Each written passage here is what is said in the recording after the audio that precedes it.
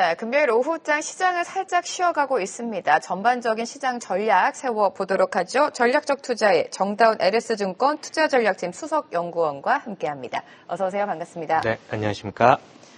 네, 오늘 시장 살짝 쉬어가고 있습니다만 여전히 우리 시장은 좀 강한 상황입니다. 거버넌스 개혁 기대감이 주가 상승을 이끌었다 이런 평가들이 많은데 앞으로의 전망은 어떻게 보시는지 이미 좀 선반영이 된 건 아닌가 이런 우려도 있어요, 연구원님. 네, 기대감이 반영이 됐냐 안 됐냐라고 하면 당연히 기대가 반영이 됐기 때문에 우리나라 시장이 이렇게 강하게 올라올 수 있었다라고 좀 바라보고 있고요. 다만 이렇게 해서 시장이 이제는 상단까지 온 것이냐라고 했을 때 저희는 그렇지 않다라고 생각을 하고 있습니다. 시장이 상승해온 배경을 살펴보면 결국 시장의 구조를 개혁해 나간다라는 그 부분이 기대감으로 작용을 하면서 시장이 강세를 보였던 것이거든요. 근데 이 구조를 개혁한다라는 부분이 무언가 펀더멘탈을 변화시키지는 못합니다. 그러면은 무엇을 봐야 하느냐라고 했을 때 저희는 수급적인 움직임을 봐야 된다. 왜?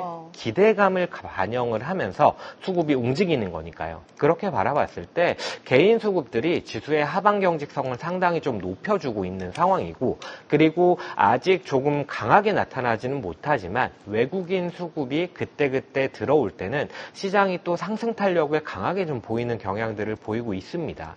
그러다 보니까 저희는 뭐 당분간은 관세에 대한 부분들이 좀 시장의 우려로 작용을 하고 그 과정에서 약간의 변동성 우려가 있을 수는 있겠으나 여전히 지수는 업사이드 리스크 구간에 있다라고 판단을 하고 있고요.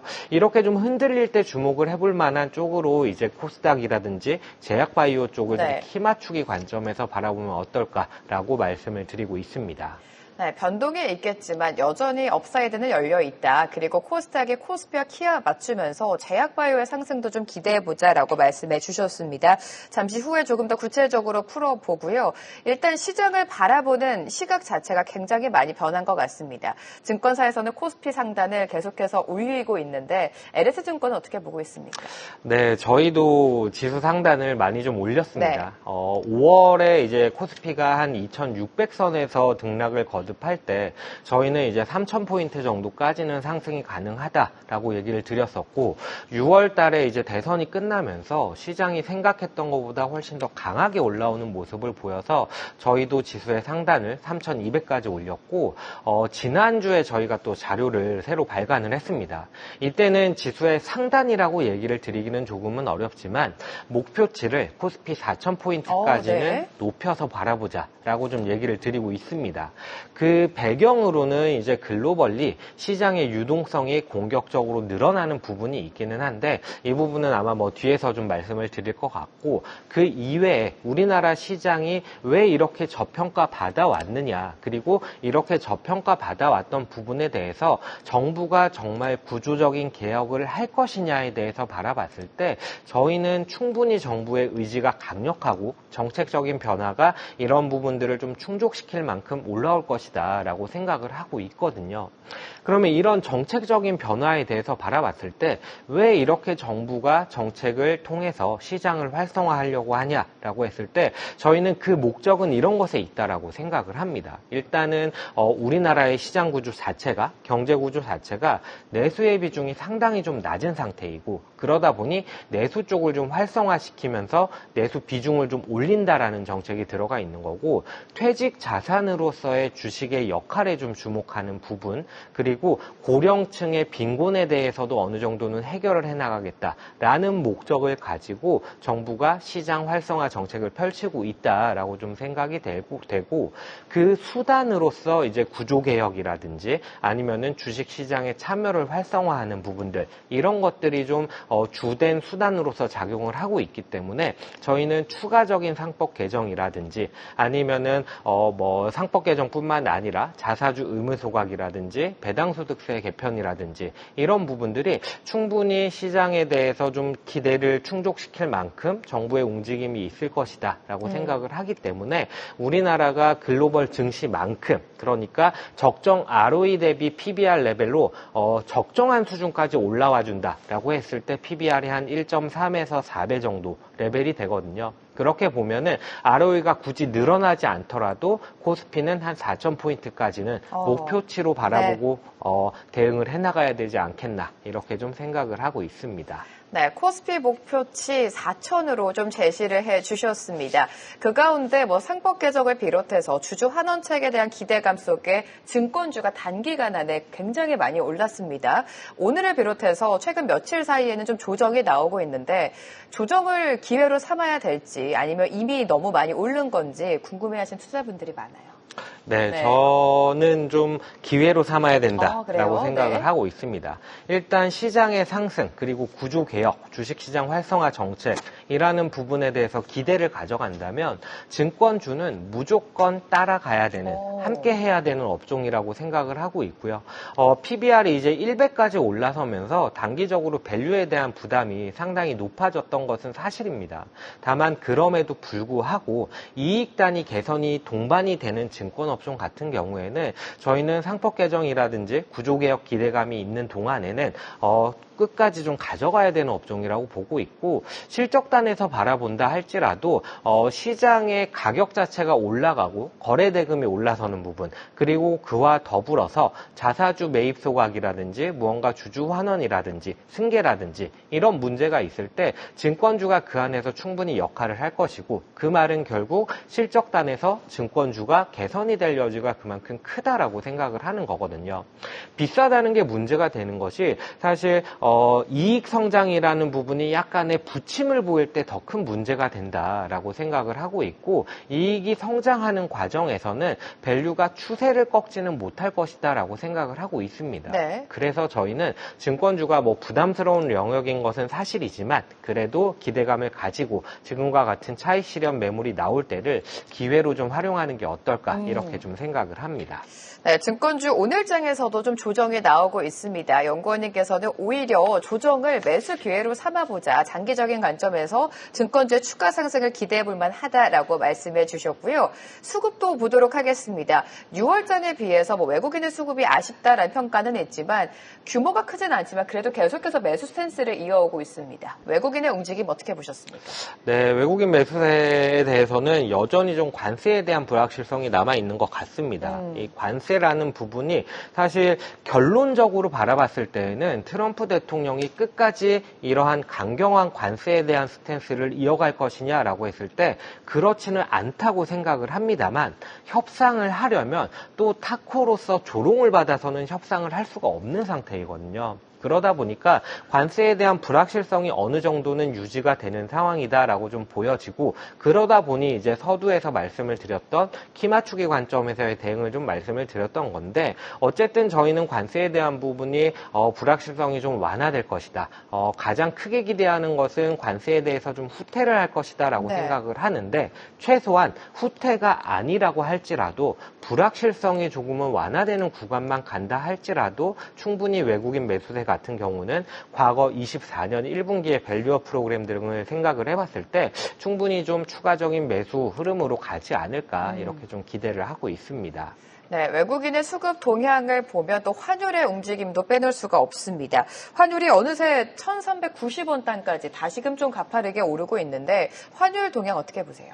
네, 환율에 대해서도 마찬가지의 생각으로 바라보고 있습니다. 지금 환율과 관련해서도 관세 불확실성 때문에 조금은 올라섰다라고 생각을 하고 있고 마찬가지로 좀 관세에 대한 불확실성 완화 과정에서는 충분히 하락의 여지가 있다라고 생각을 하고 있고요. 저희 증권사의 전망치로는 내년에는 1,300원대 정도까지 내려가는 그림을 기대해 볼 수 있지 않을까 이렇게 좀 1,300원을 하회하는 수준까지 기대할 수 있지 않을까 이렇게 좀 바라보고 있습니다. 1,300원 아랫단까지 내려갈 수 있다 이렇게 예상하고 계십니다. 달러 동향 살펴봤고요. 계속 앞서서 언급해 주신 것처럼 여전히 관세라는 불확실성 안에서 외국인의 수급도 주춤해지고 있는 것 같습니다. 8월 1일 관세 부과를 트럼프 대통령이 예고해 놓은 상황인데 관세 이슈는 어떻게 흘러갈까요? 네, 관세에 대해서 사실 저희도 긍정적으로 완화될 것이다라고 생각을 하고 있습니다만은 그럼에도 불구하고 걱정이 되는 것도 사실입니다. 예측하기가 힘들죠. 네. 지금까지 상호 관세에 대해서는 협상한 국가가 3개 국가에 불가한 상황이고 더불어서 이제 품목별 관세 같은 경우가 더 걱정이 되는 경우가 많은데 사실 그런 부분이 있습니다. 관세에 대해서 좀 그래도 완화적으로 갈 것이다라고 생각을 하는 이유는 이렇게 품목별 관세를 늘려나가고 상호 관세를 협상을 안 한다라고 했을 때 과연 미국 같은 경우는 그 피해에서 벗어날 수 있을 것이냐? 저희는 그렇지 않다라고 생각을 하는 거고 26년에 이제 중간선거가 있게 되는데 중간선거를 생각을 해봤을 때 과연 트럼프 대통령이 경기에 악영향을 끼치면서 공화당이 상원과 하원에 대해서 여전히 다수당으로 남아있을 수 있을 것이냐 저희는 그렇지 않다라고 생각을 하기 때문에 중간중간에 부침은 있을지언정 그래도 미국 경기에 득이 되는 방향으로 트럼프 대통령이 행보를 할 것이고 그렇다라고 한다면은 관세는 적어도 지금보다는 후퇴하는 흐름으로 가지 않겠느냐 이렇게 바라보고 있습니다. 네, 관세 불확실성은 지금보다는 후퇴할 수도 있다라고 말씀해 주셨는데 여기서 중요한 건 또 품목별 관세가 될 것 같습니다. 오늘 장에서도 중국산 흑연에게 93.5%의 반덤핑 관세를 부과하는 예비적 결정을 내렸다라는 소식이 전해졌었는데 우리 안에서는 품목별 관세 어디에 주의해야 좋을까요? 네, 지금 시장에서 가장 우려를 좀 한몸에 받고 있는 것은 뭐니 해도 자동차죠.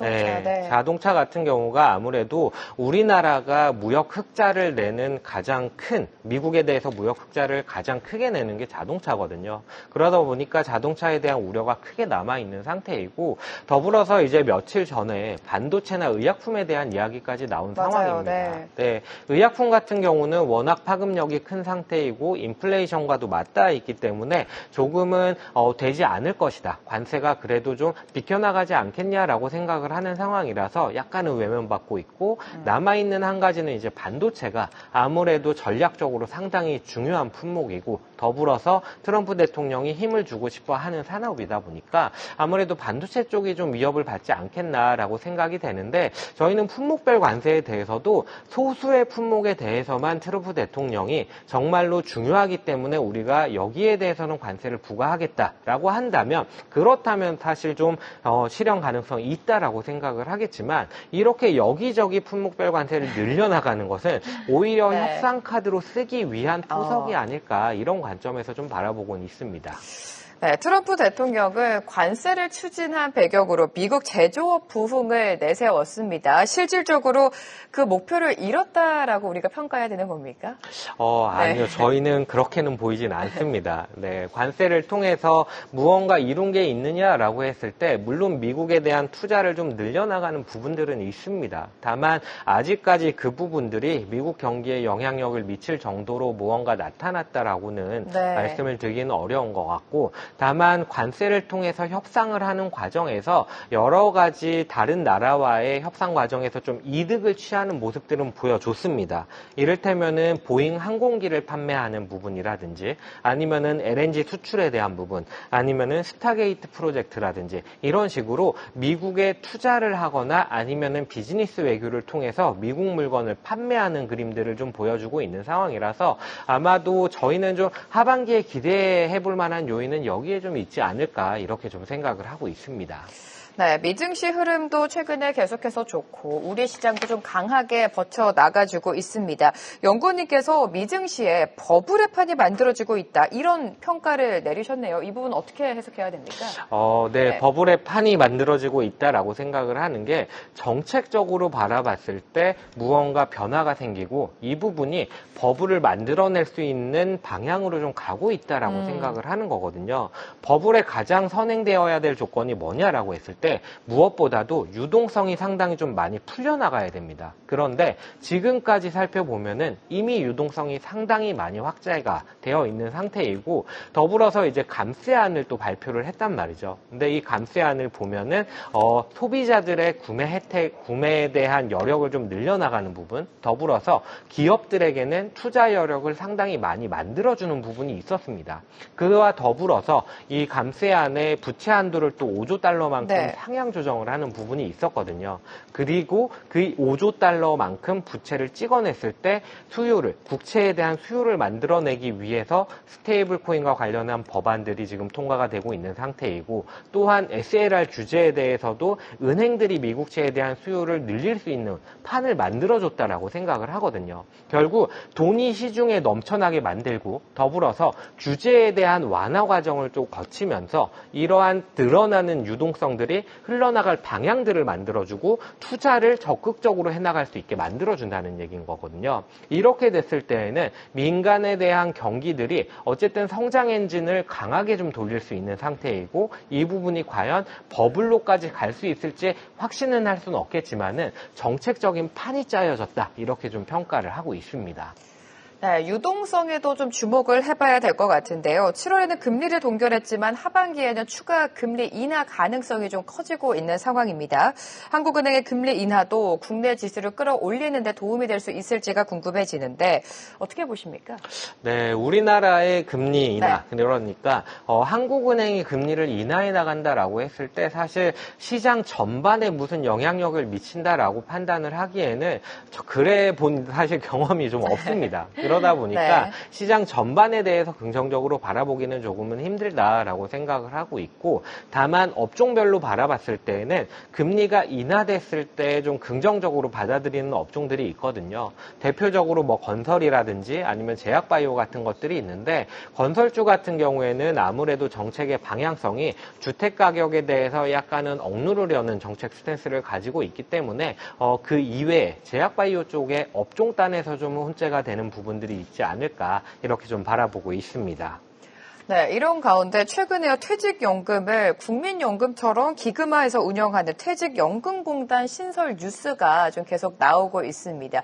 이 부분 어떤 의미인지 좀 설명을 해주시죠. 네, 퇴직연금공단을 설립을 해서 이렇게 좀 설립한 퇴직연금공단에서 국내 주식을 좀 살 수 있도록 하겠다, 이런 게 이제 취지이고, 그 배경에 있는 부분에 있어서는 앞에서 말씀을 드렸던 주식시장 활성화 정책의 수단 중에 하나, 그러니까 주식시장의 참여를 확대해 나가는 한 축이다라고 보시면 좋을 것 같아요. 지금 24년도 기준으로 적립금이 약 430조 원 정도 쌓여 있는 상태인데, 이게 어쨌든 공단을 설립을 함으로써 주식시장으로 유입이 된다면 당연히 좀 긍정적인 부분들이 있을 것이다 라고 생각을 하고 있고요. 다만 이 430조 원 중에서 얼마만큼의 비중이 국내 주식에 투입이 될지, 그리고 이 430조 원 중에서 이미 국내 주식에 들어가 있는 금액이 얼마가 되는지, 이런 부분들은 사실 아직은 확인을 할 수 없기 때문에 명확하게 얼마가 될지는 좀 체크를 해봐야 된다라고 좀 보여지고, 이와 관련해서 이제 국민연금과 같은 다른 연기금들을 바라봤을 때 아직 국내 주식의 투자 비중이 낮은 쪽들이 있는데, 이쪽에서 좀 국내 주식 투자 비중을 늘린다면은 국내 주식 시장에도 좀 호재가 되지 않을까, 이렇게 좀 바라보고 있습니다. 네, 끝으로 투자자분들이 가장 궁금해하실 질문일 텐데요. 그렇다면 현 시점에서 연구원님께서는 어떤 섹터를 가장 유망하게 보고 계십니까? 네, 긴 그림에서 바라봤을 때 저는 증권주가 이번에 구조개혁에 대해서 주도주로서의 역할을 할 가능성이 있다라고 판단을 하거든요. 비싼 레벨인 건 맞습니다. 근데 비싸다고 해서 항상 좀 이제는 주가가 좀 추세를 이어나가지 못한다라고 생각을 하기보다는 비싼 만큼 이익 성장이라든지 호재가 있을 것이냐, 가시성이 있을 것이냐라고 했을 때 증권주는 충분히 그러한 기대감을 충족시켜 나갈 만한 업종이다라고 생각을 하고 있고요. 더불어서 이제 주가가 오르지 못한 것들 중에서 기대감이 무언가 바뀌어준다면은 주가가 올라설 수 있는 것들이 있는데, 그런 것들이 이제 삼성전자를 비롯한 반도체라든지 아니면은 현대차를 비롯한 자동차 업종이라고 좀 생각을 합니다. 물론 자동차 같은 경우는 관세에 대한 우려가 여전히 좀 팽배한 상황인데, 그럼에도 불구하고 미국 내 생산 설비가 어느 정도 있는 상태이고, 더불어서 현대차 그룹 같은 경우는 오너 기업이기 때문에 미국에서의 무언가 사업 확장에 대한 부분들을 좀 꾀할 수 있는 영역이 있을 것이라고 생각을 하고 있고요. 삼성전자 같은 경우에는 이제 최근에 좀 주가가 올라온 부분들이 있습니다. HBM이라든지 최근에 좀 우려가 있었던 부분들이 있는데, 이런 부분들이 좀 해소가 되면은 괜찮아지지 않을까, 이렇게 좀 생각을 하고 있습니다. 네, 여전히 증권주는 봐야 되고요. 그동안 시장에서 소외됐었던 반도체랑 자동차도 한번 보자라는 전략 세워주셨습니다. 정다운 LS증권 수석연구원과 오늘 이 시간 함께했습니다. 고맙습니다. 네, 감사합니다. 계속해서 다양한 경제 이슈를 알고 싶다면 구독과 좋아요, 알림 설정 부탁드립니다. AI 캐스터 권미정이었습니다.